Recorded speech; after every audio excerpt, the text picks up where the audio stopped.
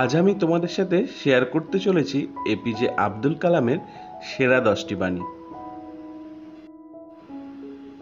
APJ Abdul Kalam বলেছেন, সফলতার গল্প পড়ো না, কারণ তার থেকে তুমি শুধু গল্পটাই পাবে। ব্যর্থতার গল্প পড়ো, তাহলে সফল হওয়ার কিছু উপায় পাবে। বৃষ্টি হলে সব পাখি কোথাও না কোথাও আশ্রয় খোঁজে, কিন্তু ঈগল মেঘের ওপর দিয়ে উড়ে বৃষ্টিকে এড়িয়ে যায়। জীবন ও সময় পৃথিবীর শ্রেষ্ঠ শিক্ষক।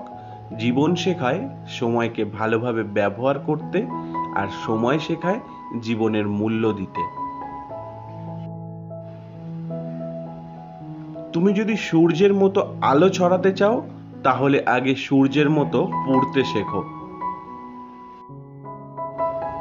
মানুষ তার ভবিষ্যৎ পরিবর্তন করতে পারে না, কিন্তু অভ্যাস পরিবর্তন করতে পারে, আর সেই অভ্যাসই মানুষের ভবিষ্যৎ পরিবর্তন করে দেয়।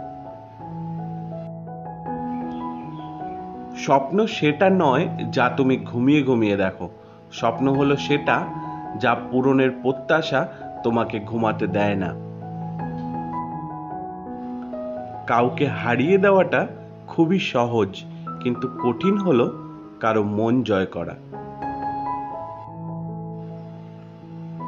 ফেল করে হতাশ হও না। ইংরেজি শব্দ ফেল মানে ফার্স্ট অ্যাটেম্প ইন লার্নিং, অর্থাৎ শেখার প্রথম ধাপ। সমাপ্তি মানেই শেষ নয়। এন্ড শব্দটির মানে হচ্ছে এফার্ট নেভার ডাই, অর্থাৎ প্রচেষ্টার মৃত্যু নেই। আমার প্রিয় এপিজে আব্দুল কালামের সেরা বাণীটি হচ্ছে, একটি ভালো বই 100টি বন্ধুর সমান, কিন্তু একজন ভালো বন্ধু পুরো একটা লাইব্রেরির সমান। ভিডিওটা যারা শেষ অবধি দেখলে তাদেরকে অসংখ্য ধন্যবাদ।